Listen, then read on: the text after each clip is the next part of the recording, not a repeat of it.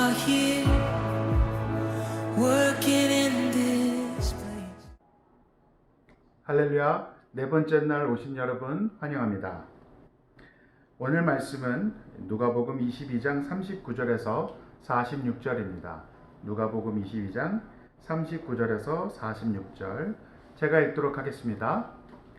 예수께서 나가사 습관을 따라 감람산에 가심에 제자들도 따라갔더니 그곳에 이르러 그들에게 이르시되 유혹에 빠지지 않게 기도하라 하시고 그들을 떠나 돌 던질 만큼 가서 무릎을 꿇고 기도하여 이르시되 아버지여, 만일 아버지의 뜻이거든 이 잔을 내게서 옮기시옵소서.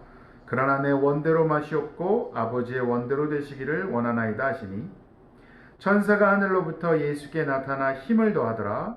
예수께서 힘쓰고 애써 더욱 간절히 기도하시니 땀이 땅에 떨어지는 핏방울같이 되더라. 기도 후에 일어나 제자들에게 가서 슬픔으로 인하여 잠든 것을 보시고 이르시되 어찌하여 자느냐, 시험에 들지 않게 일어나 기도하라 하시니라. 오늘 말씀은 여러분들도 잘 알다시피 예수님께서 잡히시기 얼마 전 감람산에서 하나님께 기도하는 장면입니다. 오늘 이 기도하는 장면을 통해서 오늘 하루 우리가 무엇을 붙들고 살아야 할지 한번 고민하는 시간을 갖도록 하겠습니다. 사람의 진실함은 어려움 속에서 확인된다고 되죠. 그 어려울 때 내가 정말 무엇을 믿고 있는지, 나의 가치가 무엇인지, 내가 어느 방향을 추구하고 있는지가 드러나게 됩니다. 오늘 보시면 이제 예수님의 기도가 끝나고 예수님은 잡혀가고 제자들은 도망갑니다. 왜 제자들은 예수님의 거듭된 경고에도 불구하고 잠이 들었을까요? 왜 속절없이 무너졌을까요? 우리라고 그때 상황에서 별반 차이가 있겠습니까마는, 그러나 이 스토리를 보고 있는 우리로 입장에선 이 스토리 안에서 한번 고민해 보기를 원합니다.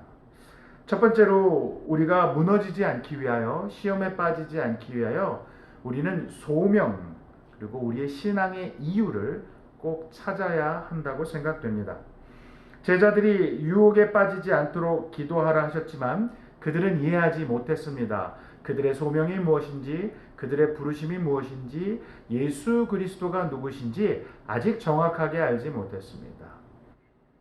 주님은 달랐습니다. 어둠과 맞서기 전 당신께서 이루어셔야 하는 일들에 대하여 땀이 핏방울이 되도록 예수님은 기도하시고 고민하시는 모습을 보입니다. 여러분, 우리의 소명은 무엇입니까? 큰 소명은 우리는 하나님의 백성으로 부르심을 받았습니다.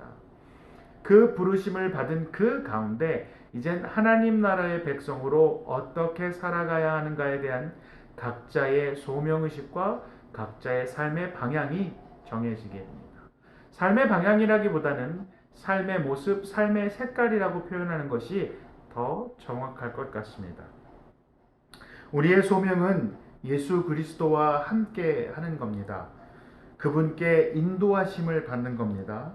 그분의 통치를 받는 겁니다. 어디서요? 각자의 삶, 바로 이 시간, 오늘 이 시간에서요. 두 번째는 무엇이 필요하겠습니까? 두 번째는 기도하는 게 필요합니다. 여러분, 오늘 보시면 예수님이 두 번이나 유혹에 빠지지 않게 기도하라, 시험에 들지 않게 일어나 기도하라 라고 이야기하십니다. 여러분, 결연한 신앙, 우리의 믿음을 지키기 위해선 기도는 필수적입니다. 혼자서는 안 됩니다. 주님을 의지해야 합니다. 그리고 예수님의 기도의 초점을 기억해야 합니다. 여러분, 우리는 상황 제거를 원합니다. 상황이 사라지기를 원하죠. 그러나 상황을 제거하는 것이가 아니라 용기 있게 어둠에 직면하는 것이고 하나님의 뜻에 순종하려는 결단이 필요하겠죠. 하나님을 내 편으로 만들려고 설득하는 것이 아니라 내가 하나님 편에 들어가는 겁니다.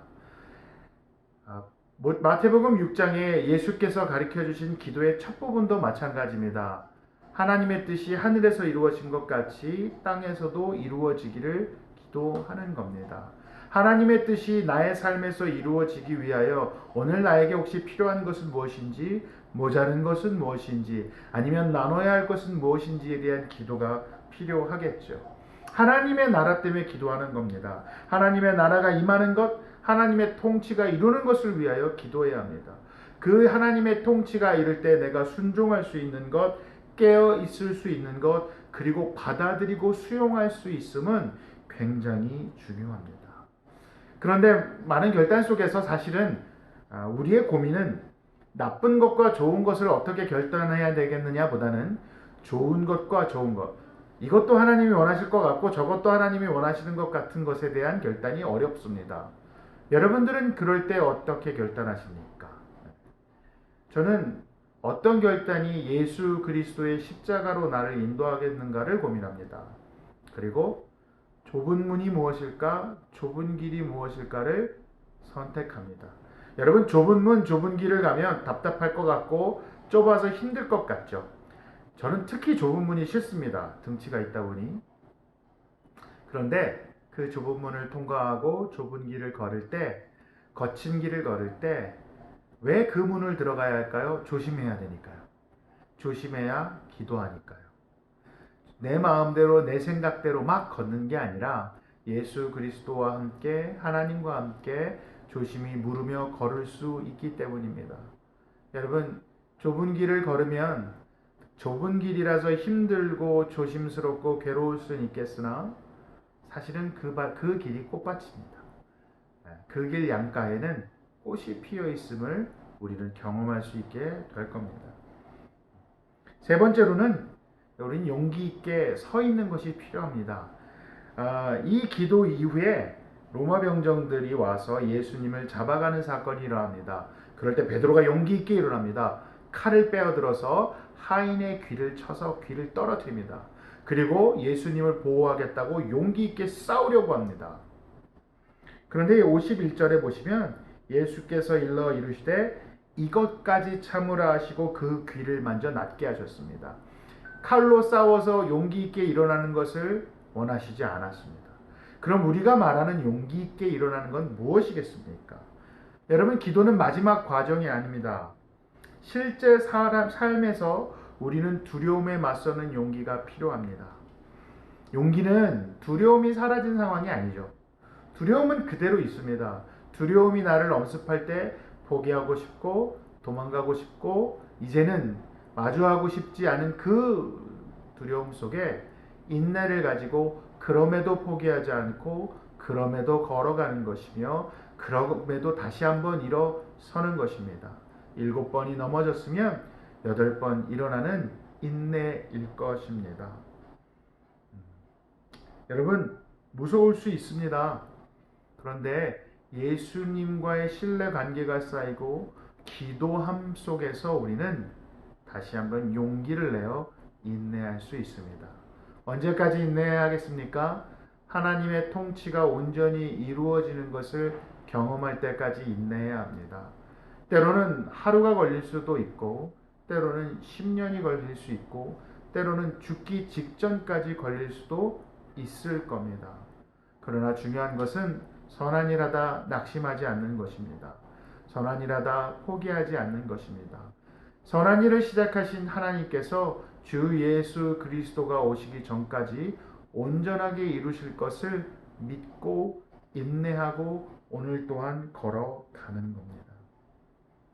어두운 세상에서 믿음을 지킬 수 있는 방법이 뭡니까? 첫 번째, 우리의 소명을 기억하는 겁니다. 두 번째, 그 소명을 붙들고 하나님의 통치를 위해 기도하는 겁니다. 그리고 그 기도를 가지고 우리는 인내하며 오늘의 삶을 살아가는 겁니다. 오늘 이 말씀과 묵상하는 가운데 마음이 힘들고 몸이 힘든 우리 성도 여러분, 축복합니다. 하나님께서 주시는 힘과 용기로 이겨내실 수 있기를 축복합니다. 그리고 말씀을 붙드십시오. 예수님께서 이 잔을 내게서 멀리하여 주옵소서, 그러나 저의 뜻대로 말고 아버지의 뜻을 이루라고 말씀하셨던 그 예수 그리스도의 기도가 오늘 나의 삶에서 현실이 될 수 있도록 기도하시길 바랍니다. 오늘 이 시간 각자가 처해 있는 곳에서 이 시간 기도하겠습니다. You are here, moving in the midst. I worship you.